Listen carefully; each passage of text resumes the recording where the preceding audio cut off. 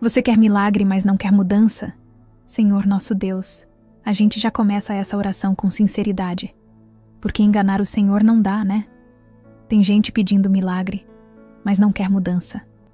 Quer cura, mas não larga o que está adoecendo. Quer paz, mas não larga o povo que só traz guerra. Quer bênção, mas continua na teimosia achando que oração é mágica. Senhor, perdoa a gente, porque a verdade é que às vezes oramos querendo que o Senhor resolva o que a gente mesmo estragou.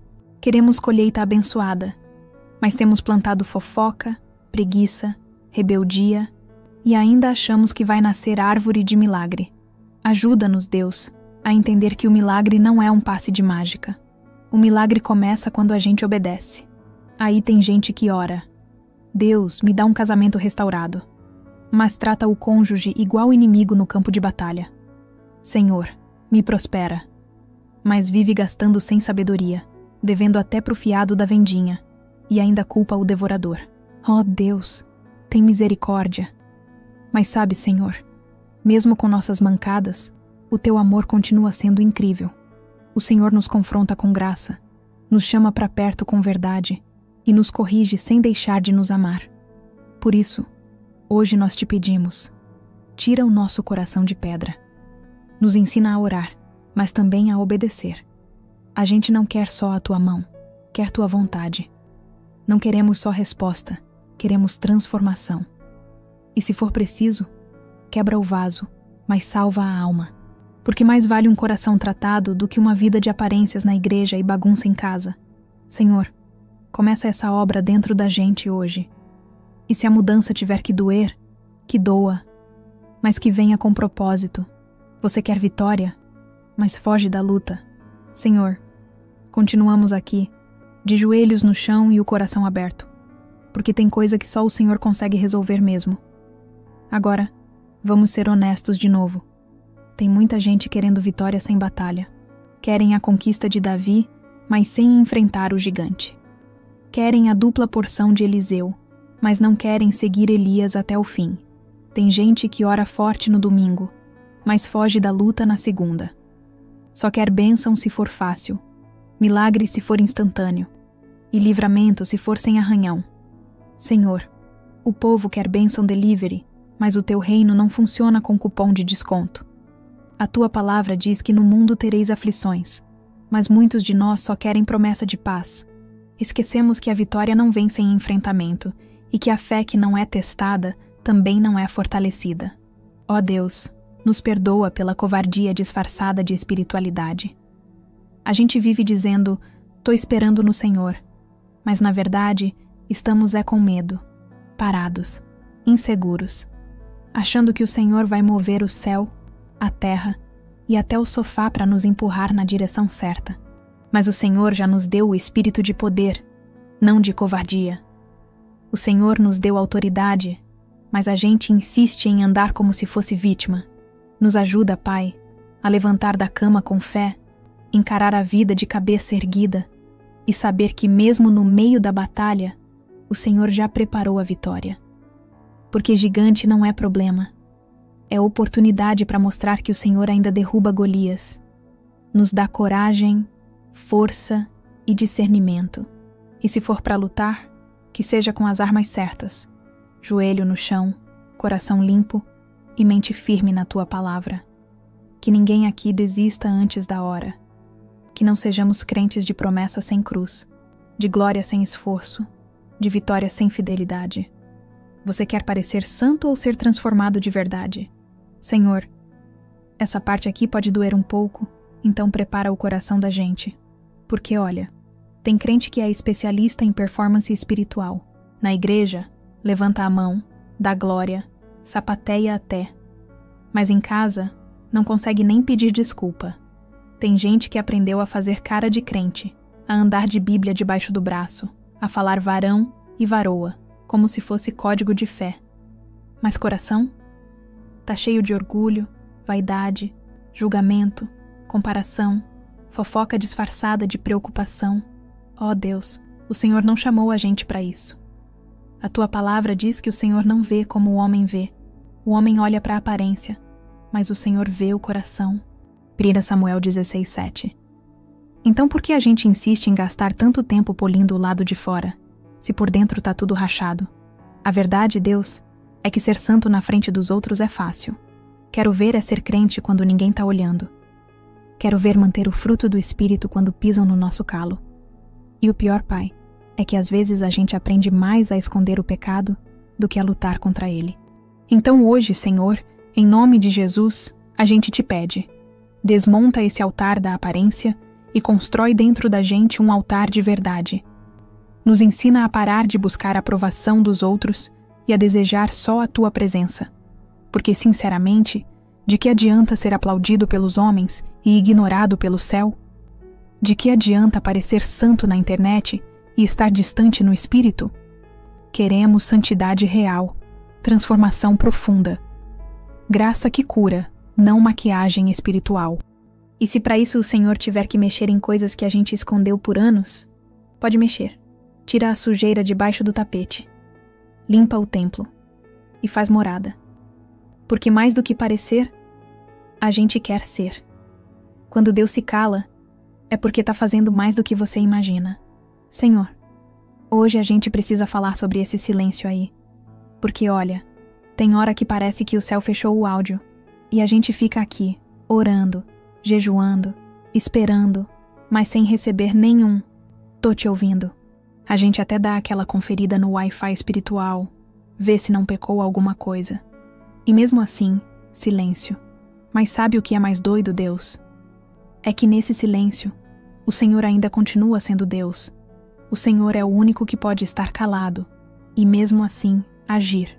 Porque enquanto a gente acha que não está acontecendo nada, o céu está em movimento. Ó Pai, ensina a gente a não confundir silêncio com ausência, porque o Senhor não é igual gente, que some quando a coisa aperta. O Senhor continua ali, mesmo quando parece que não.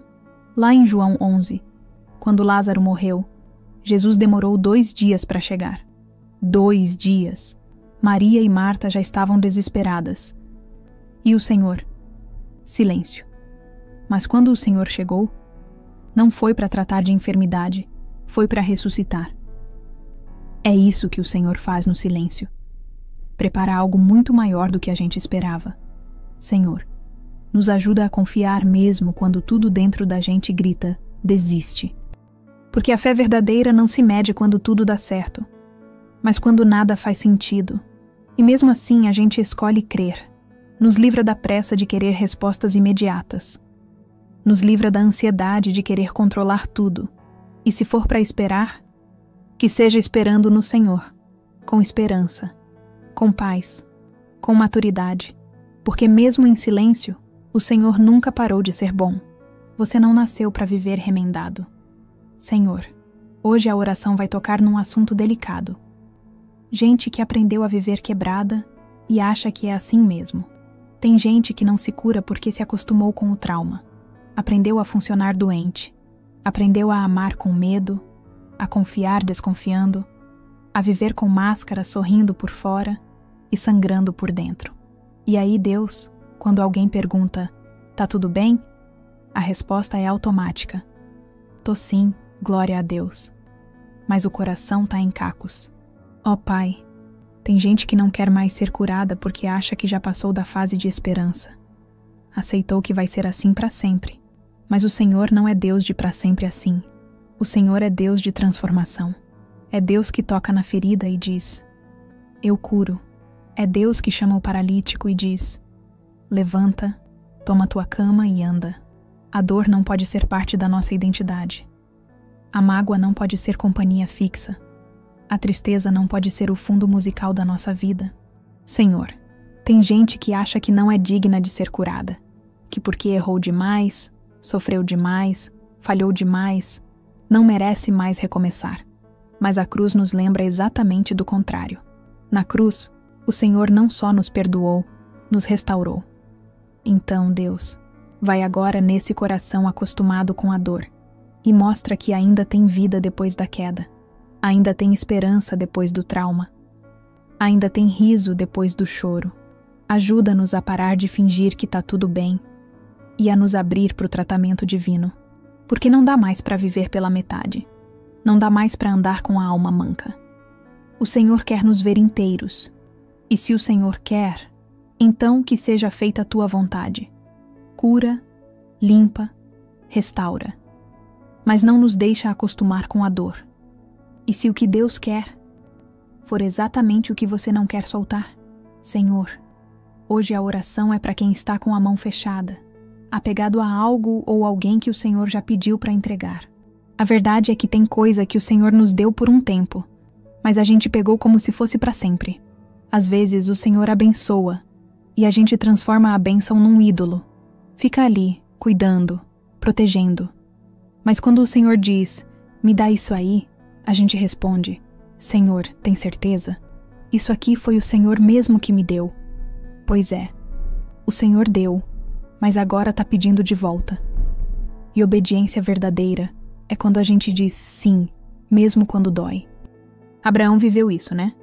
O Senhor deu a promessa, Isaque, e depois veio pedir o menino no altar.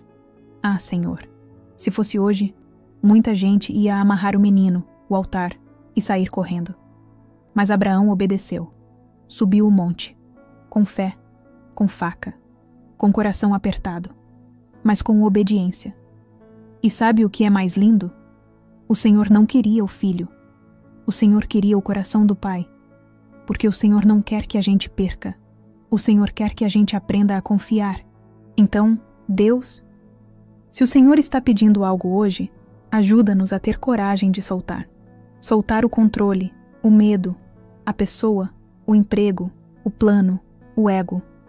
Porque se o Senhor está pedindo, é porque vai colocar algo melhor no lugar.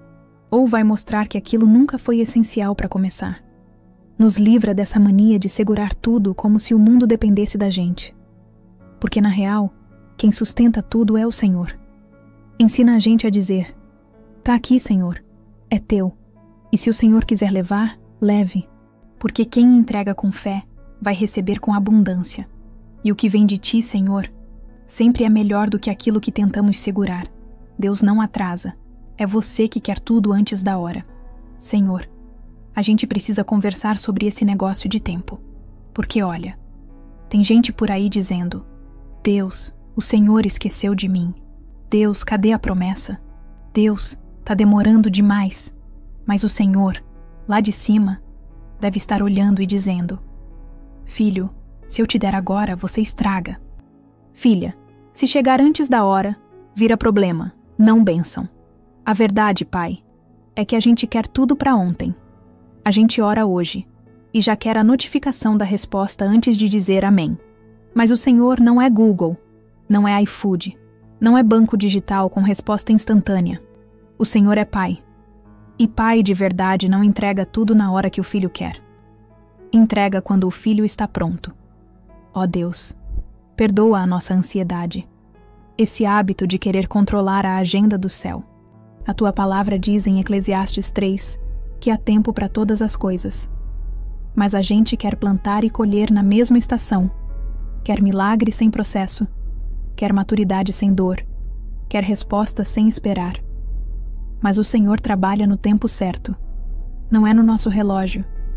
É no teu calendário eterno. E o mais incrível, Pai, é que até o atraso do Senhor é estratégico. Lázaro morreu e o Senhor só apareceu 4 dias depois. Para quê? Para deixar claro que não era cura, era ressurreição. Então nos ensina a esperar, mas esperar com confiança. Esperar sem reclamar. Esperar adorando. Porque quem confia não entra em pânico. Quem crê não se desespera com o silêncio. Quem conhece o teu caráter, descansa no teu tempo. Nos livra do imediatismo que sabota o milagre. Nos livra da comparação com a bênção do vizinho. E nos ensina a olhar para o relógio do céu e dizer, Deus não está atrasado. Ele está preparando algo maior. Para de olhar para o jardim do vizinho e rega o teu. Senhor, hoje a gente precisa falar sobre esse negócio que destrói corações em silêncio. A comparação. Tem crente, Pai, que não ora mais com fé, porque está mais ocupado olhando o milagre dos outros. Vê a bênção do irmão e diz, Ah, Deus, e eu? Cadê meu milagre? Porque só com ele o Senhor responde, E aí começa a criar teologia com base no Instagram alheio. Fulano foi abençoado porque ora mais. Ciclana prosperou porque tem mais fé. Ó Deus, que loucura é essa? A tua palavra diz que os teus caminhos são mais altos que os nossos. Mas a gente insiste em comparar como se o Senhor fosse um gerente de fila de espera, distribuindo senha de bênção. Senhor, nos livra da comparação, porque ela nos cega, nos faz esquecer o que o Senhor já fez, porque estamos obcecados pelo que ainda não aconteceu. Nos ensina a olhar para o nosso processo com gratidão, nos lembra que cada história é única, que o tempo de um não é o tempo do outro, e que o Senhor não trabalha em série, mas em propósito. Ah, Pai, a comparação nos faz perder a bênção no nosso quintal, enquanto estamos babando pelo jardim do vizinho. Mas a verdade é, o vizinho tem grama verde, porque ele regou, e a gente tá aqui só reclamando da seca. Ajuda-nos a regar o que o Senhor nos deu, a cuidar da nossa vida com fidelidade, e não com inveja, porque a tua vontade é boa, perfeita e agradável, mesmo que não pareça tão bonita quanto a do outro. É para mim, personalizada, no ponto certo. Senhor, tira esse peso da comparação. Nos ajuda a correr a nossa corrida, olhar para nossa linha de chegada e crer que o que o Senhor tem para nós, ninguém mais pode viver. Desbloqueia o céu. Perdoa logo. Senhor, hoje é dia de mexer onde dói. A mágoa. Tem crente que ora bonito, fala em línguas, mas não fala com o irmão do banco da frente. Tem gente que canta quebranta-me, transforma-me, mas não perdoa nem aquele que esbarrou no culto. Ó Deus! Se o céu tivesse senha, muita gente estava presa na fila porque o coração está bloqueado. A tua palavra é clara. Se vocês não perdoarem uns aos outros, o Pai também não perdoará vocês. Marcos 11:25. É duro, mas é verdade. Não dá para querer a graça que salva, sem oferecer o perdão que liberta. E o mais triste, Senhor, é que muita gente não percebe que está travando a própria vida por causa de uma mágoa mal resolvida.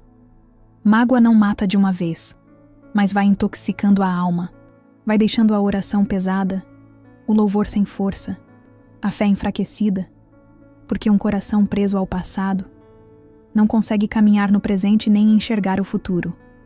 Pai, ajuda a gente a liberar quem nos feriu, não porque a pessoa merece, mas porque a gente não quer mais viver prisioneiro disso. Perdão não é dizer que o que fizeram foi certo. Perdão é dizer, não vou mais carregar esse peso. E se for difícil demais, dá a tua graça, Deus, porque tem ferida que só o Senhor consegue cicatrizar. Ensina a gente a perdoar como Jesus perdoou, na cruz, com dor, mas com amor, sem esperar arrependimento, sem pedir desculpa, porque quem perdoa destrava a alma, desbloqueia o céu e libera espaço para o novo de Deus entrar. Agora que Deus já falou, o que é que você vai fazer com isso? Senhor, a gente caminhou tanto contigo nesses momentos. Falamos da dor, da espera, da comparação, da obediência, do silêncio, da mágoa, da cura, e a cada parte o Senhor falou. Agora, Pai, chegou aquela hora em que a gente precisa parar de só ouvir e começar a viver. Porque não adianta orar bonito e continuar desobedecendo. Não adianta chorar no culto e seguir alimentando mágoa. Não adianta conhecer promessas e nunca dar passos de fé. Ah, Deus, quanta gente está cheia de palavras, mas vazia de atitudes. E o Senhor nos chama hoje a sair da teoria e ir para a prática. A começar pequeno, sim, mas começar. Talvez alguém aqui precise fazer uma ligação e liberar perdão. Talvez outro precise recomeçar algo que abandonou no meio do caminho. Talvez tenha gente aqui que vai precisar dizer: Senhor, eu confio, mesmo sem entender nada. O que não dá, Pai, é continuar do mesmo jeito depois de tudo que o Senhor falou. E é por isso que agora, nessa oração, a gente se posiciona. Não é sobre sentir arrepios, é sobre decidir obedecer. Não é sobre chorar bonito, é sobre viver diferente. Senhor, nos dá coragem de fazer o que precisa ser feito. Nos dá ousadia para andar no propósito, humildade para pedir ajuda, fé para seguir mesmo sem ver. E nos dá amor. Amor para continuar amando gente difícil. Amor para não endurecer o coração. Amor para viver como Jesus viveu. E se essa oração tocou alguém, que essa pessoa não fique calada. Porque quando o Senhor fala com a gente, é para que a gente também fale com os outros. Talvez, Pai, essa oração não seja só para quem ouviu, mas para quem ainda vai ouvir, através da vida de quem foi transformado aqui. Então, que a transformação comece agora. Em nome de Jesus, amém.